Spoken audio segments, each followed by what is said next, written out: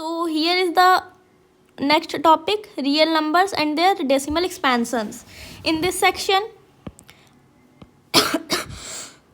we are going to study rational and irrational numbers from a different point of view. We will look at the decimal expansions of real numbers and see if we can use the expansions to distinguish between rationals and irrationals. We will also explain how to visualize the representation of real numbers on the number line using their decimal expansions. Since rationals are more familiar to us, let us start with them. Let us take three examples: 10 by 3, 7 by 8 and 1 by 7. Pay special attention to the remainder and see if you can find any pattern. After dividing 3 by 10, 10 by 3, 7 by 8, 1 by 7, we get remainders these and these respectively. What have you noticed? You should have noticed at least three things. First, the remainder either becomes 0 after a certain stage or start repeating themselves. Second, the number of entries in the repeating string of remainder is less than the divisor. In 10 by 3, one number repeats itself and the divisor is 3. In 1 by 7, there are 6 entries, 3, 2, 6, 4, 5, 1 in the repeating string of the remainders. And 7 is the divisor. If the remainder repeat, then we get a repeating block of digits in the quotient. For 10 by 3, 3 repeats in the quotient, and for 1 by 7 we get the repeating block 1, 4, 2, 8, 5, 7 in the quotient. Although we have noticed this pattern using only the examples above, it is true for all rational of the form p by q. On division of p by q, two main things happen: either the remainder becomes 0 or never becomes 0, and we get a repeating string of remainders. Let us look at each case separately.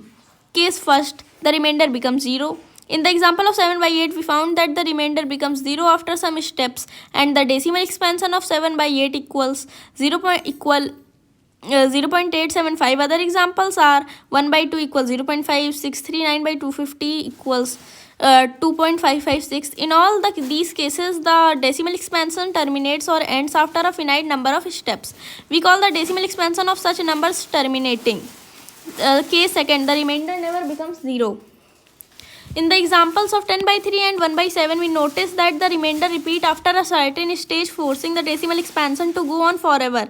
In other words, we have a repeating block of digits in the quotient. We say that this expansion is non-terminating, recurring. For example, 10 by 3 equals 3.33, 1 by 7 equals 0.142857, 142857, 142857, and so on. The usual way of showing that 3 repeats in the quotient of 10 by 3 is to write it as 3.3 bar. Similarly, since the block of digits 142857 repeats in the quotient of 1 by 7, we write 1 by 7 as 0.142857 bar, where the bar above the digits indicate the block of digits that repeats.